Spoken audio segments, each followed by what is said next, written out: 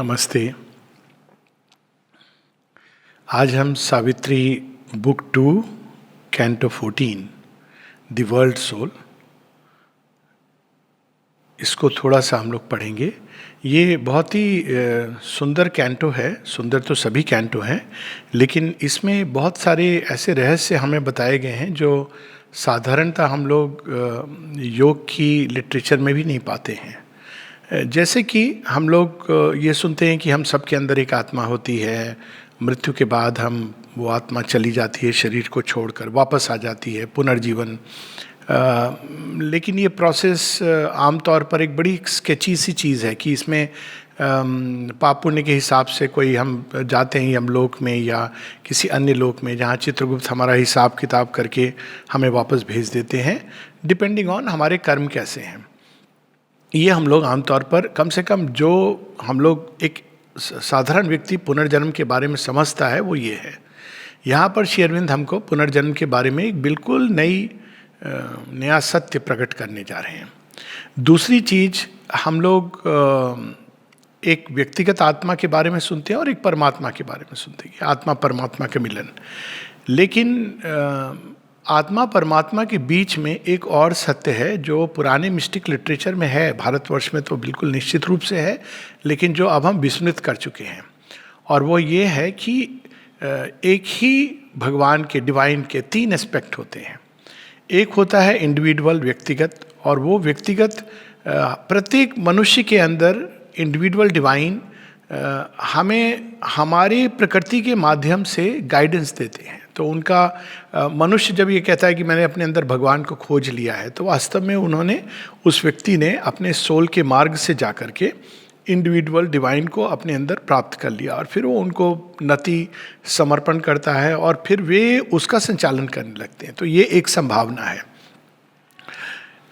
एक दूसरा, जैसे कि एक इंडिविजुअल के अंदर डिवाइन है, वैसे ही ये सारी विश्व विराट चेतना, जिसमें मन के जितने लोग जिनके बारे में हमने पढ़ा, और प्राण जगत के अनेकों लोग वो भी हम लोगों ने पढ़ा, और भौतिक जगत, ये सारी जो विश्व चेतना है, इसको अपने अंदर समेटे हुए, अपनी विश्व विराट चेतना में समेटे हुए एक कॉस्मिक बीइंग। अब इनको एग्जैक्टली हिंदी में अगर हम इस ट्रांसलेट करना चाहें तो विश्व पुरुष या विश्व आत्मा, लेकिन कोई भी शब्द सटीक नहीं है। इसलिए श्री अरविंद ने जो ओरिजिनल वर्ड यूज़ किया, वर्ल्ड सोल।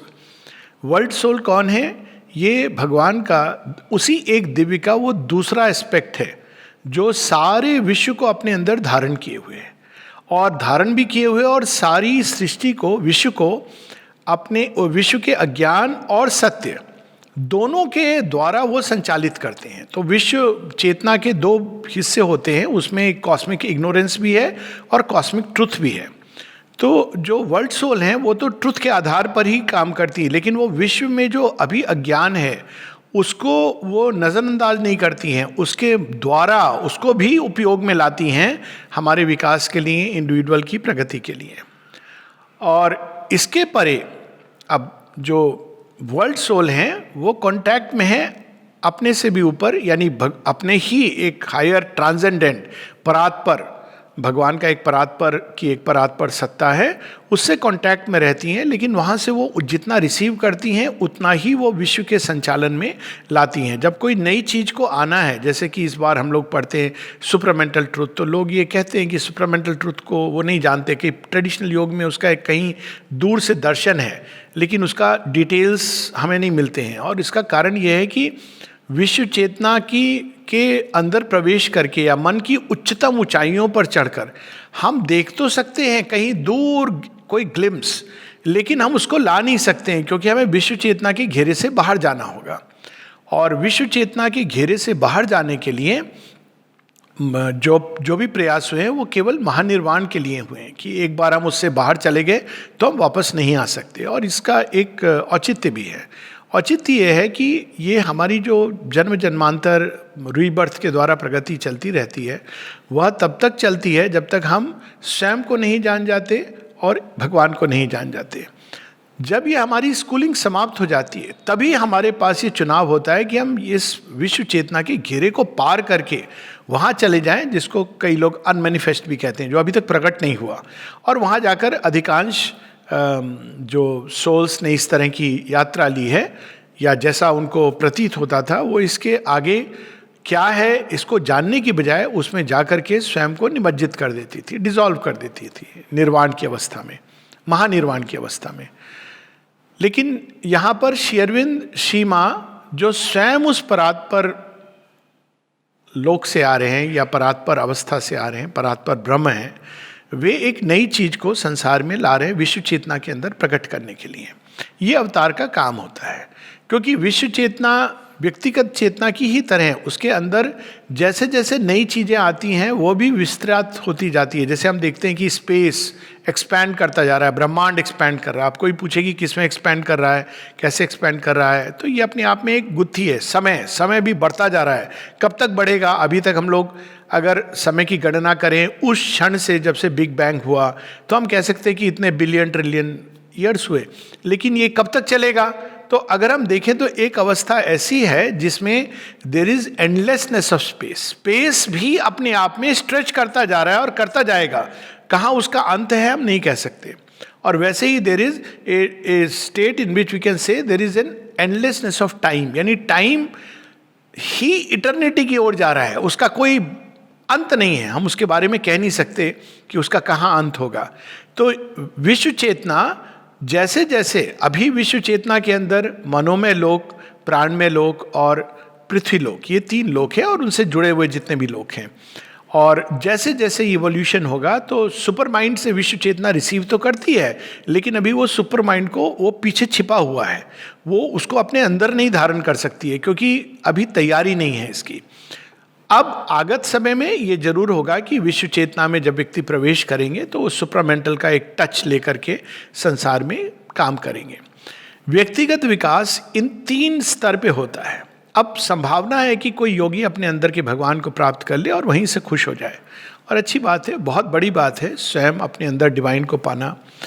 ये संभव है कि वो विश्व चेतना को ना जाने हुए सीधा माइंड से बढ़ता हुआ एक वास्ट इम्पर्सनैलिटी, जो हम लोगों ने पढ़ा in the self of mind, वहाँ पर जाकर के वो बिल्कुल एक निर्वाणिक अवस्था, क्योंकि वो मन की वो उच्चतम शिखर है जहाँ वो प्राण जगत पृथ्वी के सब कुछ से डिटैच हो जाता है। और अगर वो वहाँ से देखता है तो ये सारा संसार मात्र एक सिनेमा की तरह लगता है, और जिसमें कोई तत्व नहीं है, कोई औचित्य नहीं है, क्योंकि वो उस सत्य को नहीं पकड़ पाया है जो रिकंसाइल करता है।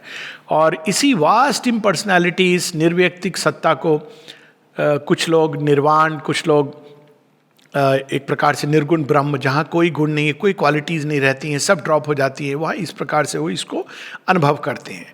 उसी प्रकार से एक तीसरी संभावना है कि किसी एक देवता को पकड़ करके हम हेवेंस ऑफ द आइडियल, ये भी ओवर माइंड की, ये सारे ओवर माइंड के कई लेयर्स हैं। ओवर माइंड एक है लेकिन इसके कई लेयर्स हैं। तो निम्नतम लेयर में हम ये देखते हैं कि in the self of mind and the heavens of the ideal, दोनों ही सगुण और निर्गुण की 2 अवस्थाएं हैं। तो एक देवता को पकड़कर वो उच्चतम ओवर माइंड के लेयर पे जाके उन्हीं को भगवान मानकर, और एक सेंस में जो उच्चतम देवता हैं वो अल्टीमेटली भगवान से जुड़े हैं क्योंकि उन्हीं का एस्पेक्ट है, लेकिन वो वहाँ पर जाकर उनके साथ निवास कर सकता है। या ये भी संभव है कि वो किसी भी चेतना की सीढ़ी से सीधा उस परात्पर में छलांग लगाकर अपने को डिसअपियर, बिल्कुल गायब हो सकता है, सृष्टि के पूरे क्रम से गायब हो सकता है। तो ये सारी संभावनाएं मनुष्य के अंदर हैं। लेकिन श्री अरविंद अब एक नई संभावना, ये जो तीसरी हम लोगों ने बात की, तो उसमें वो विश्व चेतना के संपर्क में नहीं आएगा, वो नहीं जानेगा कि कोई डिवाइन कॉस्मिक बीइंग है या कॉस्मिक स्पिरिट है, क्योंकि वो उस मार्ग से नहीं गया है। और हो सकता है वो इंडिविजुअल डिवाइन को भी नहीं जाने, क्योंकि उसने एक इम्पर्सनैलिटी में जाकर के भगवान को प्राप्त किया है, उनके उस एस्पेक्ट में जाकर के उसने स्वयं को एक द्वार बनाकर या एक अवस्था बनाकर, क्योंकि वो एक प्लेन नहीं है, वो एक स्टेट है in the self of mind, वहाँ जाकर वो अपने को अवस्थित कर दे और फिर वहीं से खिंचता हुआ चला जाए, बिल्कुल जिसके बारे में कुछ कहा नहीं जा सकता।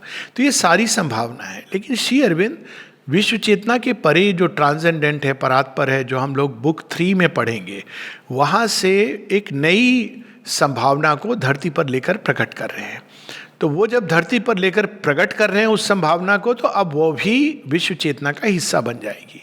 लेकिन अभी हम उस अशुपति वहाँ पहुँचे हैं जहाँ अब in the self of mind, जहाँ हम कह सकते हैं कि उन्होंने सगुण ब्रह्म और निर्गुण ब्रह्म दोनों का, हेवेंस ऑफ द आइडियल में सगुण ब्रह्म और in the self of mind में निर्गुण ब्रह्म। अब वो इसके भी पार जाना चाहते हैं, क्योंकि वो इस व्यक्तिगत अनुभव से, इस व्यक्तिगत संसिद्धि से उनका लक्ष्य नहीं है। उनका लक्ष्य है इस धरती के अंदर एक ऐसी संभावना प्रकट करना जो अब तक नहीं हुई है, और वो विश्व चेतना के अंतर्गत वो संभावना है ही नहीं। इसीलिए श्री अरविंद बताते हैं कि मेरा योग बिल्कुल नया है, आज तक जो कभी नहीं हुआ वो घटित होने जा रहा है। तो इसके पहले कि वो इसके परे जाएं, उनका साक्षात्कार होता है वर्ल्ड सोल से। और ये साक्षात्कार किसी व्यक्तिगत एफर्ट से नहीं, वो एक समय आता है, यदि कोई इसके लिए डिस्टाइंड है तो विश्व, जैसे हम गीता में देखते हैं कि श्री कृष्ण अपना विराट रूप ओनली एज ए ग्रेस दर्शन करवाते हैं अर्जुन को, क्योंकि वो उस समय की मांग थी। वरना अगर हम हिस्ट्री देखें स्पिरिचुअल लिटरेचर की, तो बहुत रेयरली हमको पढ़ने को मिलता है उस विराट पुरुष के दर्शन। कुछ एक ऋषियों ने किए हैं, लेकिन उसके परे जाना। तो यहाँ पर हम देखते हैं कि श्री अरविंद उस अवस्था में जब पहुँच जाते हैं तो वर्ल्ड सोल, उनका जो अनुभव है उसका वर्णन कर रहे हैं, पहली चीज़। दूसरी बात, हमारी आत्मा, सेल्फ, साइकिक बीइंग हर बार मृत्यु के बाद निकल करके सीढ़ियाँ चढ़ता हुआ प्राण जगत, मनोमय जगत वहीं तक जाता है, उनकी गोद में विश्राम करके वापस चला आता है। तो ये दूसरी चीज़ हम लोग पढ़ते हैं इसमें। और तीसरी चीज़ कि अगर इसके परे जाना है तो हेड पे कौन खड़ी हैं, हर जगह हम जगन माता को पाते हैं, वर्ल्ड मदर। तो वर्ल्ड मदर, यूनिवर्सल मदर, हम जब माता पुस्तक में पढ़ते हैं कि श्री माँ के 3 एस्पेक्ट्स हैं, ट्रांसेंडेंट, यूनिवर्सल या कॉस्मिक एंड इंडिविजुअल। तो एक अपने विराट कॉस्मिक फॉर्म में जगन माता खड़ी हैं और वे ही अलाउ कर सकती हैं कि हम इसके पार जाएं या ना जाएं। तो ये तीनों चीज़ हम लोग इसमें देखते हैं। अब तीनों अनुभव थोड़े थोड़े हम लोग पढ़ते हुए चलेंगे। ये है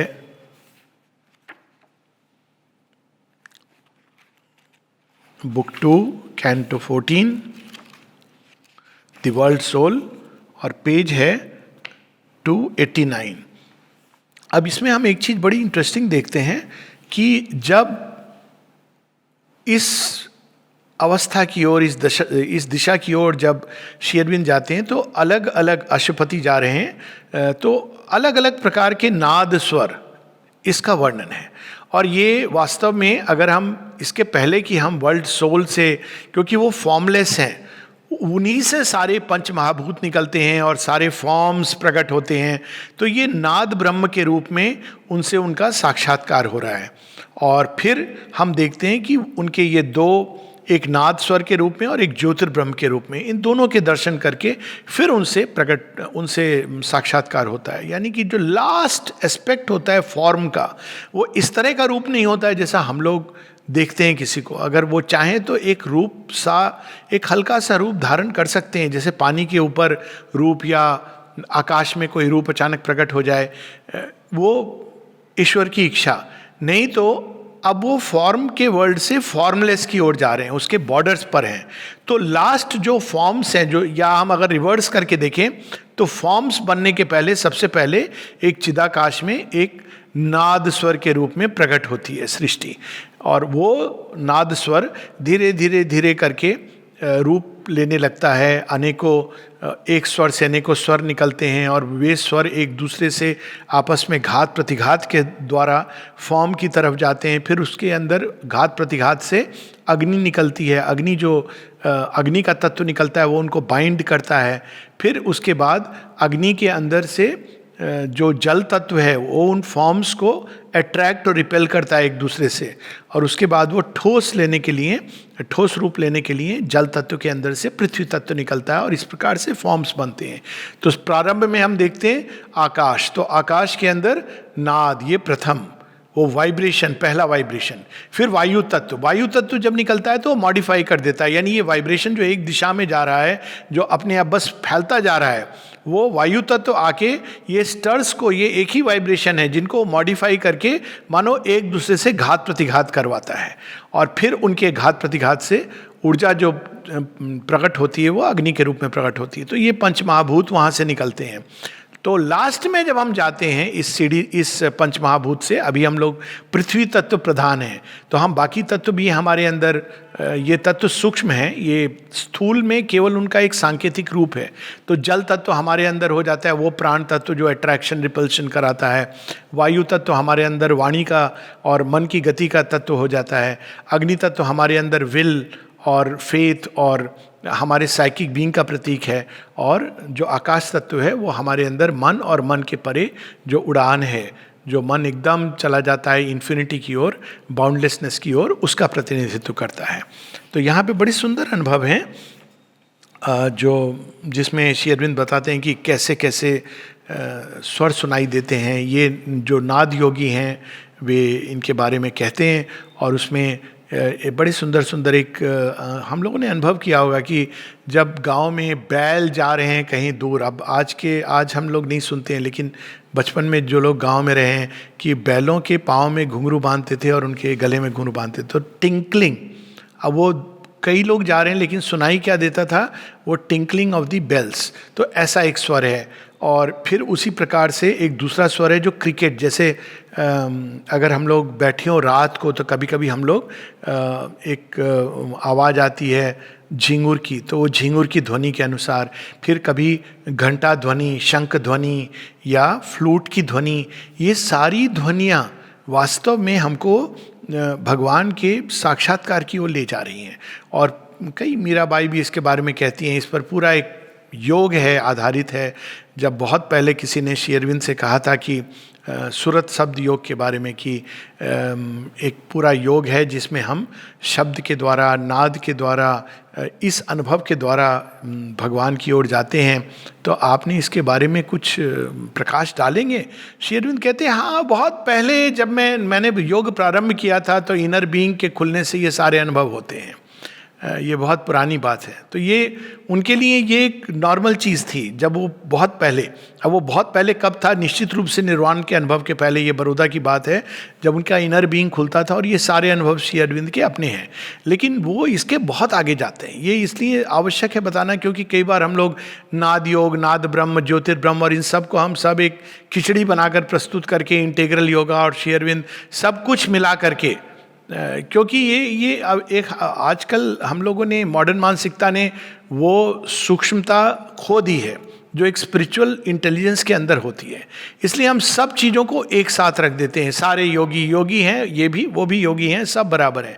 लेकिन योग में भी इतने द्वार हैं, इतने प्रकार के अनुभव हैं।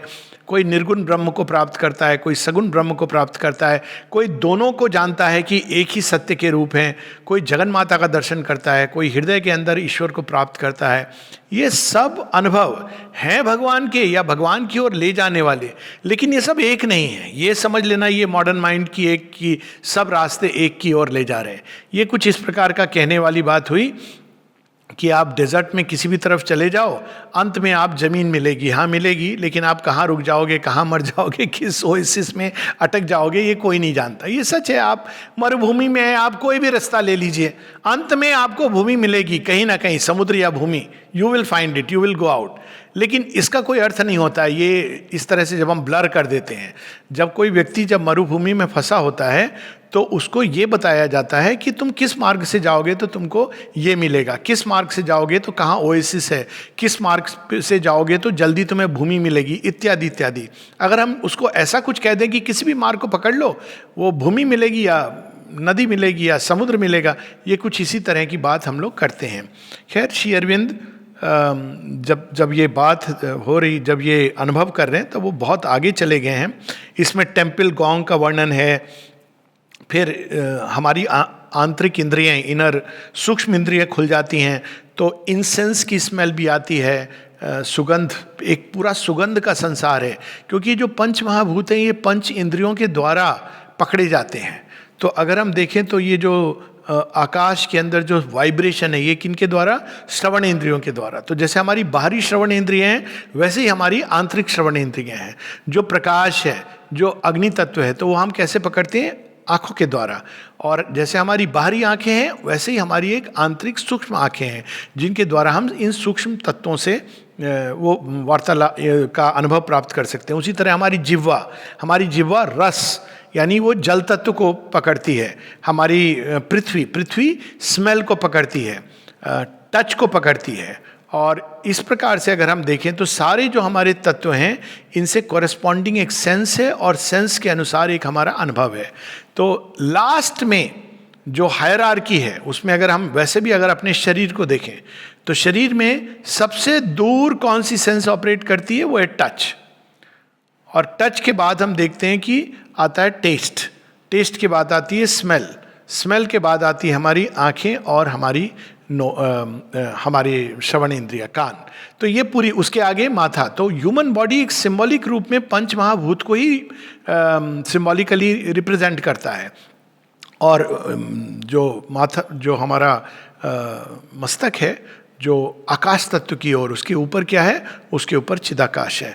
तो it reproduces the same thing. तो अंत में हमें ये सारे अनुभव होते हुए एक सूक्ष्म गंध, हम देखते हैं गीता में इसका वर्णन है, सूक्ष्म दृष्टि, विजन्स नहीं, वो प्रकाश, अलग अलग रंगों के प्रकाश, अलग अलग ध्वनियाँ, अलग अलग स्वर, अलग अलग प्रकार के इवन स्पर्श महसूस होते हैं, मानो कोई आकर के हमको स्पर्श करके चला गया। कई बार योग में इस तरह के अनुभव प्रारंभ में होते हैं और लोग बाद में सोचते हैं कि ये इमेजिनेशन था या रियल था।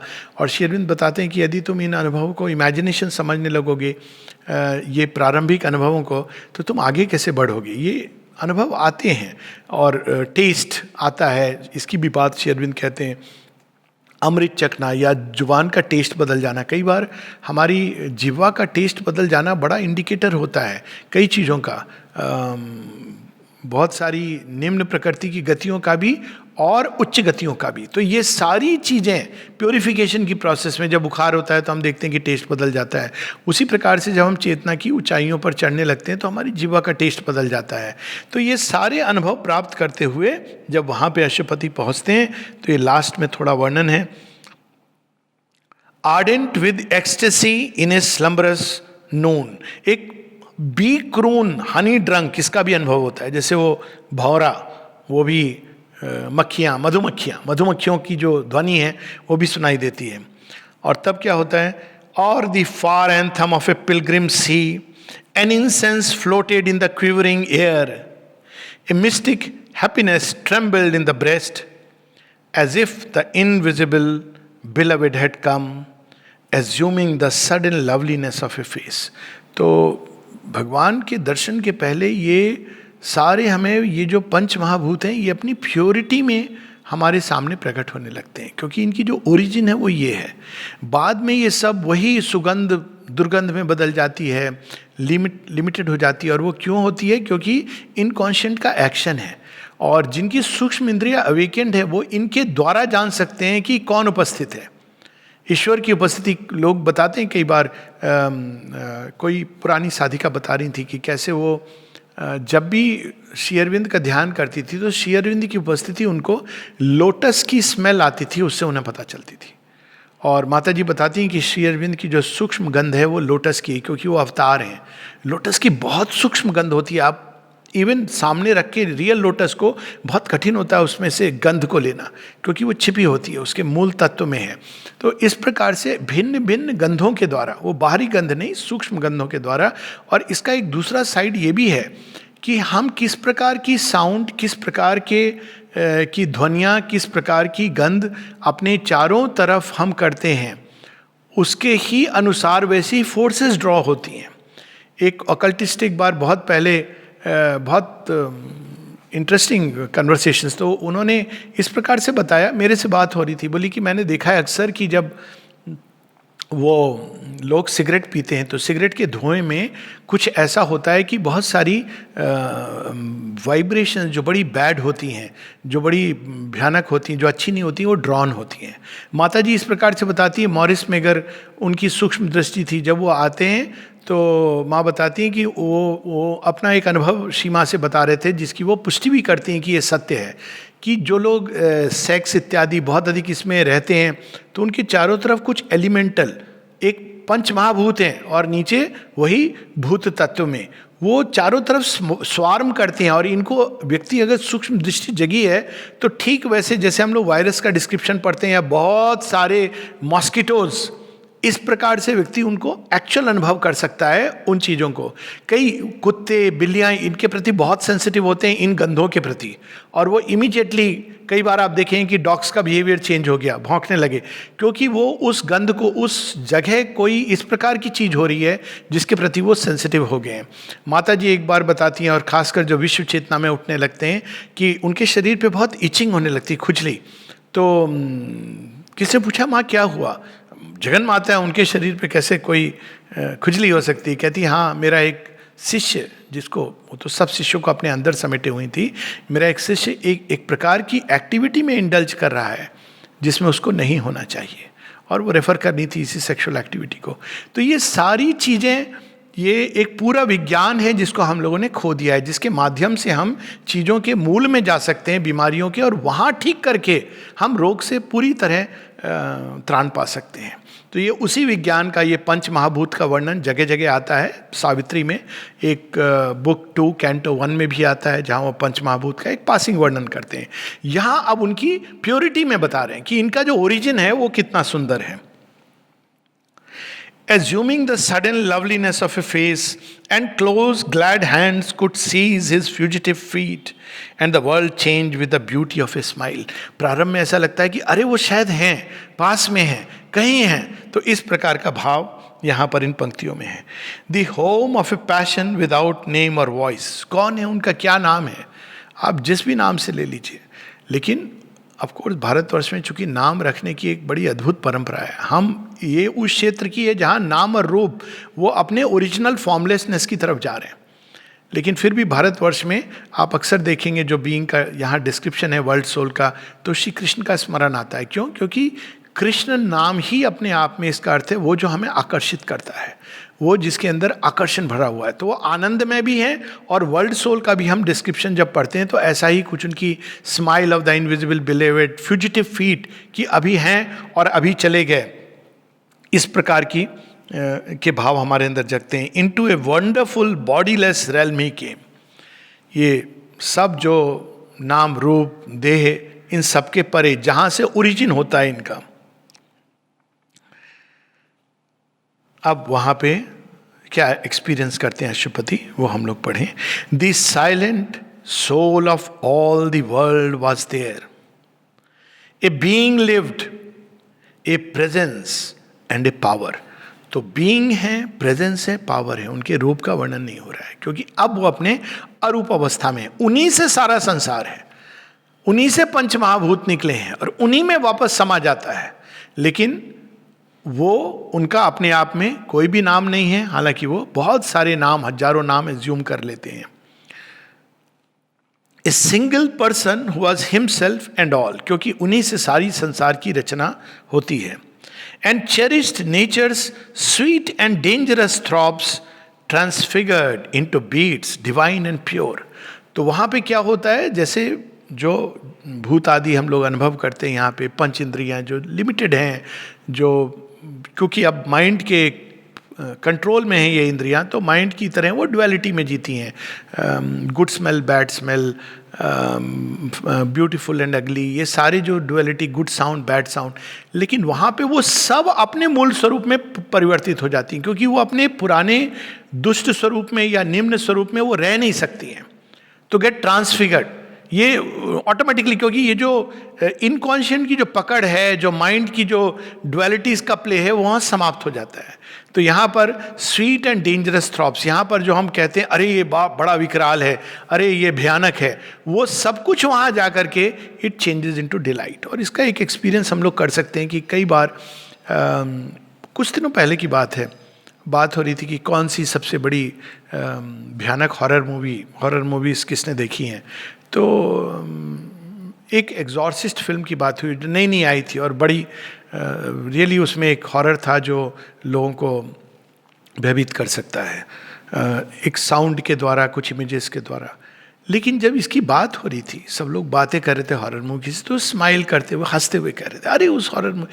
अब ये क्यों होता है? क्योंकि काल की गति में वो चीज़ अल्टीमेटली कहीं चर्न होती हुई हमारे अंदर वो डिलाइट में कन्वर्ट हो जाती है। ये नॉर्मली भी होता है, हार्ट ब्रेक का एक्सपीरियंस होता है, उस समय लगता है कि सारा संसार ब्रेक डाउन हो गया, केवल हमारा हृदय नहीं पूरा संसार में प्रलय आ गई है। लेकिन over a period of time बाद में जब यही अनुभव किसी का होता है तो हम लोग हंस के कह सकते हैं कि कोई बात नहीं है, you will go through it and grow through it. तो ये इसलिए क्योंकि वास्तव में ये सारी सृष्टि अंत में अंततः विश्व विराट पुरुष डिवाइन बीइंग अपने यूनिवर्सल चेतना में इसको समेटे हुए हैं। और जो कुछ भी प्रकृति के अंदर होता है, प्रकृति वास्तव में एक यज्ञ के रूप में उनको ही ऑफर करती है। वे अधीश्वर भी हैं, यज्ञ के भी ईश्वर हैं। तो यज्ञ रूप में वो पूरी सृष्टि का संचालन करते हैं और प्रकृति सब कुछ उनके पास ले जाती है। तो जब उनके पास ले जाती हैं तो जैसे किसी भी यज्ञ में कोई चीज़ प्यूरिफाई हो जाती है, तो वहाँ जाते ही वो प्यूरिफाई हो जाती है, वो अपने मूल स्वरूप में आ ही जाएगी, बाकी सारी चीज़ें वहाँ समाप्त हो जाएंगी। तो ये अद्भुत उनके स्पर्श का आशीर्वाद या प्रसाद मनुष्य को मिलता है।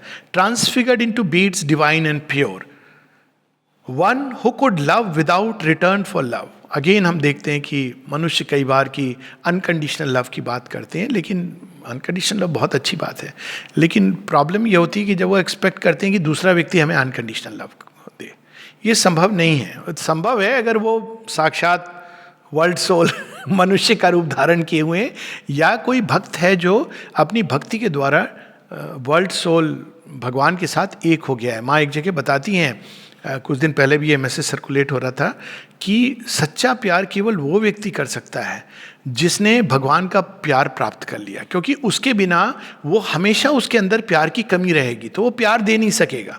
वो चाहेगा, क्योंकि उसको उसका अपना वो तो एक मटके के समान है, जितना पानी उड़ेल देगा उसके बाद। लेकिन अगर यही मटका अगर एक टंकी बन जाए जो जिसमें पानी आ रहा है समुद्र से और कांस्टेंट आ रहा है, मोटर चल रही है, या कोई ऐसा तरीका है जिससे वो कांस्टेंट आ रहा है पानी, तो फिर कोई समस्या नहीं है। तो वो प्यार वो उड़ेलता रहेगा टैप्स के थ्रू अलग अलग वहाँ पे, लेकिन वो शुद्ध प्यार होगा। वो कभी कोई कंडीशन पर नहीं होगा, कोई एक्सपेक्टेशन पर आधारित नहीं होगा, क्योंकि वास्तव में उस व्यक्ति को कुछ नहीं चाहिए। माँ जब तपस्या ऑफ लव की बात करती हैं तो यही बात करती हैं कि हमें अपने लिए, प्यार के लिए हमें केवल भगवान की ओर मुड़ना चाहिए। और वहाँ से जब हम रिसीव करते हैं, जो रिसीव करते हैं वो उनकी विल के अनुसार, इसमें व्यक्तिगत चीज़ नहीं आ सकती। जाम ने स्वार्थ लाए हम बीच में, तो हम अपने को कट ऑफ कर लेंगे उस यूनिवर्सल करंट से। तो वो यूनिवर्सल विल के अनुसार कहाँ वो प्यार जाएगा, कहाँ वो प्रेम जाएगा, वहाँ वो बहेगा।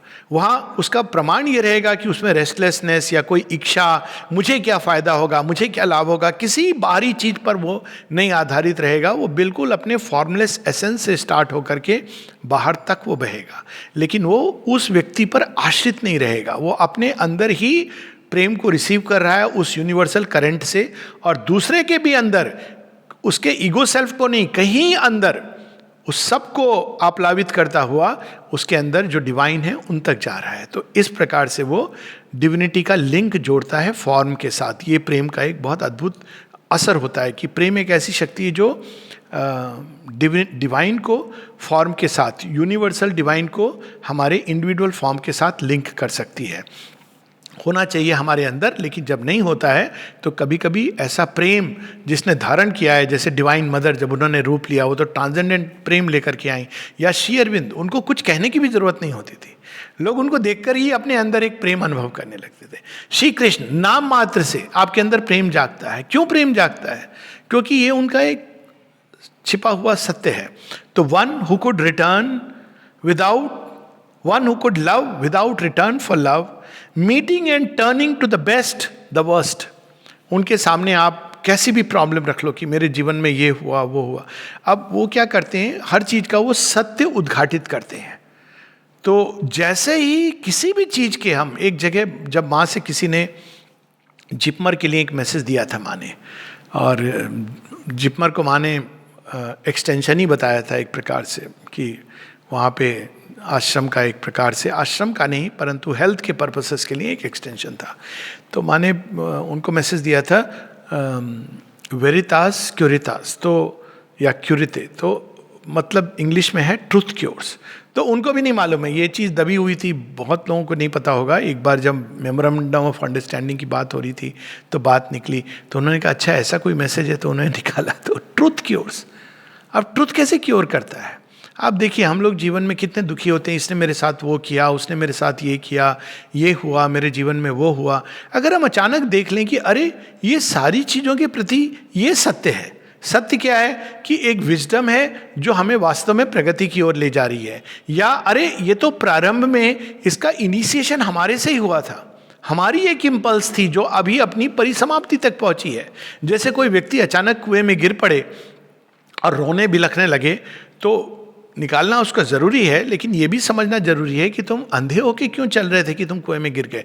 जब वो देखता है कि अरे मैं ही अंधों की तरह चल रहा था, तो मैं कुएं में गिर गया, तो गिरा तो मुझे चोट लगी, तो वो समझ लेता है अचानक कि इसका ओरिजिन कहाँ है। और जब वो हम किसी चीज़ के ओरिजिन को जान लेते हैं तो वो एक प्रकार से क्योर कर देता है हमको, कि तब हम, और भय मुक्त कर देता है, क्योंकि हम उसका रियल इलाज जान चुके हैं। इलाज क्या है, उपाय क्या है, कि अब हमको आंखें खोलकर सचेतन रूप से चलना है।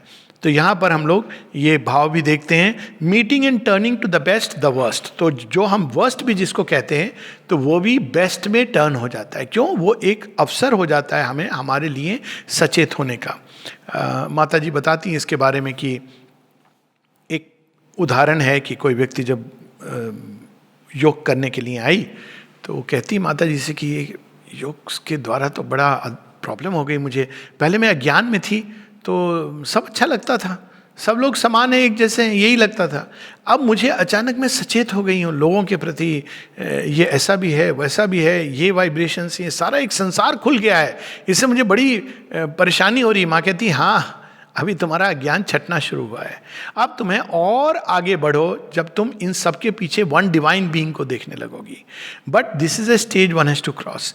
तो अब ये जो वर्स्ट स्टेट होती है, जहाँ हम चीज़ों को बिल्कुल बाहर से देखते हैं और बाहर से देख करके हम ये समझते हैं कि हमें या तो भगवान ने दूर कर दिया, अबैंडन कर दिया, या नियति ने हमारे साथ ये क्या खिलवाड़ किया है। जब हम उस सत्य को जान लेते हैं तो हम देखते हैं कि नियति ने खिलवाड़ नहीं किया है। नियति तो हमें हमारे अनुरूप, हमारे ही अनुसार, हमारी ही संकल्प और फेथ के अनुसार हमें ले जा रही है, फिर भी एक शॉर्टकट से ले जा रही है उस उच्चतम प्रकटन की ओर। लेकिन चुनाव किसने किया था? हमने किया था। हम भूल गए हैं, और जब हम वहाँ पहुँचते हैं तो हम नियति को कोसते हैं। तो वो अचानक वहाँ पे जब भगवान मिलते हैं और कहते हैं नहीं तू राह भटक गया था, तुझे इस राह से चलना चाहिए था, या कोई बात नहीं तू इस राह से आया है, कोई बिल्कुल निर्जन सुनसान रास्ते पे चला गया, और अंत में अचानक भगवान मिल गए, तो कहते कोई बात नहीं तू इस रास्ते से आया, लेकिन यहाँ भी मैं ही खड़ा हूँ। तो so turning to best the worst, उस सब को भगवान, इवन इसका एक अनुभव है कि जब कोई एबिस में भी कूद गया भूले भटके, तो वहाँ पर भी भगवान के हाथों ने उसको थाम लिया। ये सावित्री में इसका वर्णन आता है, बुक 2 कैंटो 8 में। The shock, the sudden shock, the sweetness and shock of a divine embrace. तो वो अचानक वहाँ पे वो उनको पाता है, तो वो सारा जो वर्स्ट उसके जीवन में वो देखता है कि ये तो शॉर्टकट था वास्तव में मुझे भगवान की ओर ले जाने के लिए। Meeting and turning to the best the worst, तो ये भगवान करते हैं कि इवन जो वर्स्ट चीज़ें हमें लग रही हैं हमें उनको ऑफ़र करना चाहिए, और जब हम ऑफ़र करते हैं तो वो उसको भी बेस्ट के रूप में टर्न कर देते हैं, बदल देते हैं, ये उनका। और जब हम नहीं ऑफ़र करते हैं तो फिर हम कॉस्मिक इग्नोरेंस के द्वार से जाते हैं। अंत में वही होगा, it will turn for the best, but एक लंबी पीड़ा और लंबी प्रोसेस के बाद जब हम इसको ऑफ़र कर देते हैं तो वही चीज़ बहुत शीघ्र हमारे जीवन में घटित हो जाती है। It healed the bitter cruelties of earth, transforming all experience to delight. कैसे करते हैं वो? हाथ रख के। पुराने समय में अब ये कला हम लोग भूल गए हैं, और कोरोना ने तो इसको लगभग ख़त्म कर दिया है, जो भी बची खुची थी। टेक्नोलॉजी ने भी इसको ख़त्म कर दिया है। पुराने समय जब इतनी टेक्नोलॉजी नहीं थी और ये सब चीज़ें नहीं थी, डॉक्टर नहीं थे, अंकल थे, तो मुझे खुद भी याद है, कुछ लोगों को स्मरण होगा कि लोग डॉक्टर को भगवान समझते थे। अभी तो पैसा वैसा तो मर्सिनरी हो गए हैं, अटैक भी कर देते हैं लोग, पैसे का हिसाब मांगते हैं। आपने हमसे इतने ले लिए, कोर्ट केसेस भी होते हैं, तो अब वो संबंध एक बदल गया है। लेकिन मुझे अभी भी याद है कि जब डॉक्टर को बुलाया जाता था और डॉक्टर देख करके हमारी नब्ज पकड़ के सिर पर हाथ रख के थोड़ा हाथ से देख करके हमारी जहाँ पे दुख रहा है या पेन हो रहा है, फिर जब वो स्माइल करके कहते थे कि कोई बात नहीं है बेटा, ठीक हो जाओगे, उसका जो प्रभाव होता था, मुझे लगता है, क्योंकि दवाइयाँ नहीं होती थी ज़्यादा, डॉक्टरों को भी नहीं पता था कि इसके अंदर में क्या भयानक चीज़ें हो रही होंगी, पर उनको जितना पता होता था, क्योंकि ऐसी भयानक चीज़ें तो ये ज़्यादा मॉडर्न देन है, तब तो ये था कि भाई ये इलाज वाली बीमारी है, ला इलाज है, पर कोई बात नहीं, हम इसको दवाई देते रहेंगे, तो लोग बड़े ग्रेसफुली जाते थे। अभी हम उनको ना जीवन जीने देते हैं ना मरने देते हैं। तो वो डॉक्टर भी जब वो स्पर्श करता था तो उस स्पर्श से ही ये सारा जो अंदर भाव है, ऐसा लगता था भगवान ने छू करके हमें कह दिया कि बच्चे तुम ठीक हो जाओगे। And it used to have an effect जो हम पूरी तरह भूल गए हैं, क्योंकि अब हम बहुत ज़्यादा हमारे और भगवान के बीच में टेक्नोलॉजी आ गई है।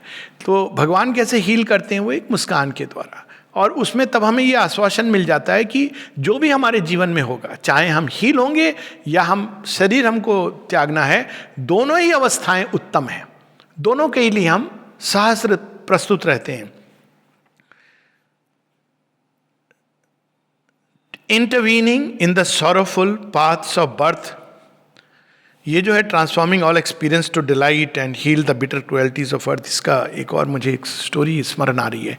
एक डिवोटी थे जो 70 साल की उम्र में अचानक महर्षि अरविंद की ओर मुड़े, विश्वास ज़्यादा नहीं करते, बड़े रैशनल एनालिटिकल, पर उनको कुछ अच्छा लगता था सावित्री के बारे में, सावित्री पढ़ते थे, पर कहते थे बाकी तुम लोग डिवाइन मदर, हाँ she was a great lady, इससे आगे वो कुछ, बाद में वो टर्न हुए, वो एक दूसरी कहानी है, बट अराउंड 70, उसके पहले सावित्री में उनको बड़ा मज़ा आता था कि ये क्या पोएम लिखी है श्री अरविंद ने, वंडर करते थे। तो जब उनकी मृत्यु का समय, तो सब लोगों ने उनको यहाँ से ड्रिप ये वो सारा लगाया हुआ, सबके चेहरे इतने सीरियस, तो अचानक वो कहते तुम लोग इतने सीरियस क्यों हो? तो लोगों को समझ नहीं आया कि क्या कहें, तो कहते महर्षि अरविंद सामने खड़े हुए हैं, why are you having such faces. एक और साधिका की मुझे, और उन्होंने उसके बाद बड़े सुंदर ढंग से पीसफुली अपने शरीर को छोड़ा। एक और साधिका की बात स्मरण है जिनको कैंसर निकला था, और फिर वो सारे अगेन ये सारे ड्रिप्स, ये मशीन सारी लगी हुई, तो वो फिर जब बच के निकलती तो अपना अनुभव बताती हैं कि माँ उनके पास आई जब ये सब चीज़ें लगी हुई थी, मशीन से उनका जीवन चल रहा था, तो वो माँ कहती हैं what is all this falsehood around you.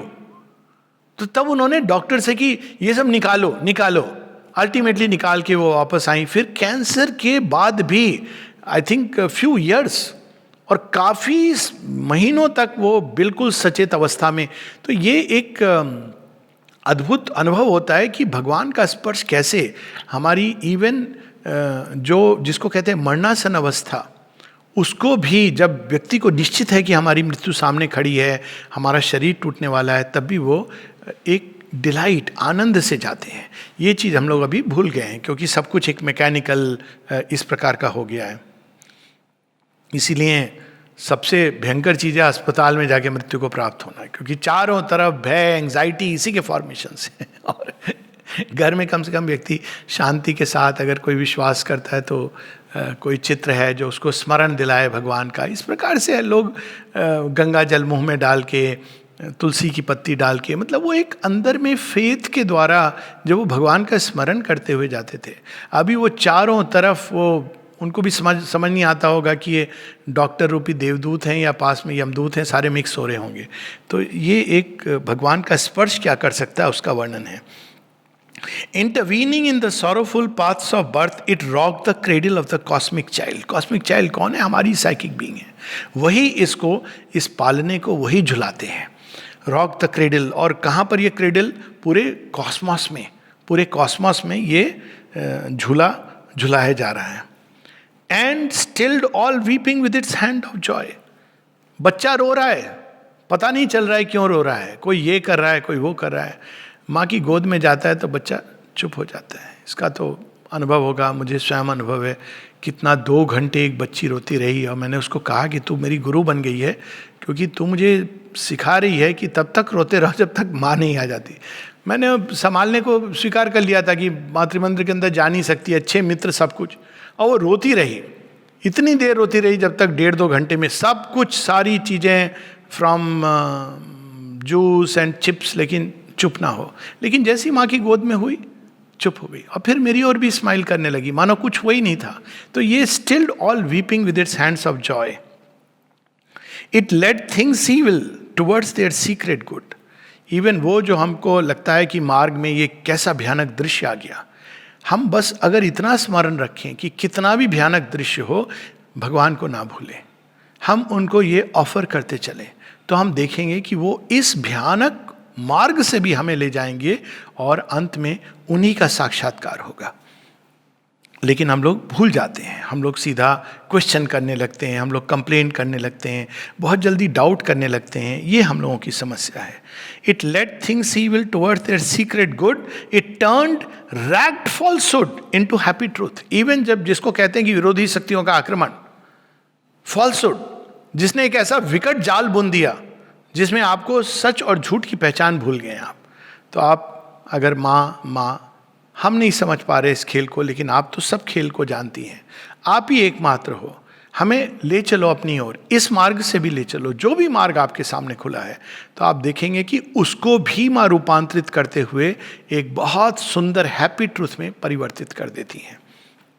It's power was to reveal divinity, infinite, coeval with the mind of God. It bore within itself a seed, a flame, a seed from which the eternal is newborn, a flame that cancels death in mortal things.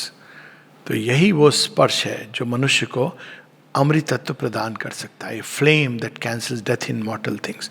और यही वो स्थान है, यही वो अवस्था है, यही वो परम पुरुष हैं, यही वो ईश्वर हैं जहाँ पर हमारी सोल हर रात को और मृत्यु के बाद वहाँ जाती है और वहाँ जाके फिर से अमृतत्व का भाव लेकर के वापस लौट जाती है। इस सीड उनके ही अंदर इसका जन्म होता है और वहीं से हम वापस देह धारण करते हैं और वापस उन्हीं में हम जाकर प्रवेश करते हैं। It bore with in it self a seed, a flame, a seed from which the eternal is new born. वही एक है, एक अमेव द्वितीय, लेकिन वो विश्व चेतना में आकर अनेक अनेक बन जाते हैं। वही एक अनेकों अनेकों सोल्स के रूप में वो प्रकट होने लगते हैं। इटर्नल है, इमॉर्टल है, लेकिन वो अनेकत्व धारण करके फाइनाइट, मानो वो टाइम से सीमित हो गए हैं, लेकिन सीमित होते हुए भी वो इटर्नल और इमॉर्टल है। हमारी सोल वो वापस जाती है, उनका टच स्पर्श करके सब विस्मृत करके, मृत्यु को विस्मृत करके वापस जीवन में आ जाती है अपने अमृतत्व की छाप लेकर। यहीं हम लोग रुकेंगे। A seed from which the eternal is new born, a flame that cancels death in mortal things, all grew to all, kindred and self and near. The intimacy of God was everywhere. An inner happiness, the throb of one adoration, single will, single bliss. अब क्या रूपांतरण होता है उनके स्पर्श के द्वारा? A constant touch of sweetness linked all hearts. तो उन्हीं के द्वारा हम जब सबसे कनेक्ट होते हैं, जब हम सबके अंदर उन एक को देखने लगते हैं। विश्व चेतना में सब अलग अलग दिखाई देता है, उसके परे वन है, लेकिन जब हम उनसे कनेक्ट होकर देखने लगते हैं तो वो एक कृष्ण अनेकों कृष्ण हो जाते हैं। यही उस रास का अर्थ है। The throb of one adoration, single bliss in A wrapped ether of undying love. An inner happiness abode in all, a sense of universal harmonies, a measureless secure eternity of truth and beauty and good and joy made one. हम लोग इनको भिन्न भिन्न देखते हैं, truth, good, Joy, beauty, लेकिन उनके अंदर ये सारे एक हैं। एक ही ईश्वर में ये सारे उनके एस्पेक्ट्स हैं। Here was the welling core of finite life. उसके उनके परे इन्फिनिट है, और जो वर्ल्ड सोल है, जो कॉस्मिक बीइंग है, वो इन्फिनिट से जुड़े हुए हैं, वो पूरी तरह सचेत हैं, लेकिन उन्होंने ये घेरा डाला हुआ है। हम इस प्रकार से देख लें कि भगवान ने एक लाइन खींच दी, या हमने किसी ने एक लाइन खींच दी, जब हम लाइन के इस तरफ हैं तो हम घेरे के बाहर हैं, और जब हम लाइन के उस तरफ हैं तो हमने स्वयं को ही घेरे में डाल लिया है। यही डिफरेंस है। जब हम घेरे के अंदर स्वयं को बंधना स्वीकार करते हैं तो हम फाइनाइट हो जाते हैं, जब घेरे के बाहर आ जाते हैं तो वही इन्फिनिटी है। तो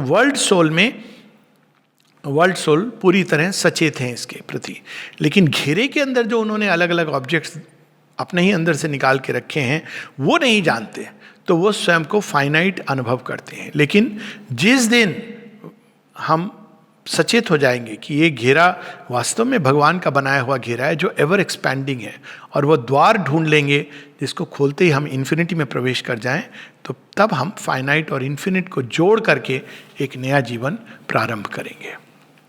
यहाँ हम लोग रुकेंगे। ये कैंटो हम लोग शायद 3 पार्ट्स में पढ़ेंगे। आज पहला पार्ट, जिसको हम कह सकते हैं कि द वर्ल्ड सोल, क्योंकि वास्तव में ये वर्ल्ड सोल का वर्णन यहाँ पर है। नमस्ते।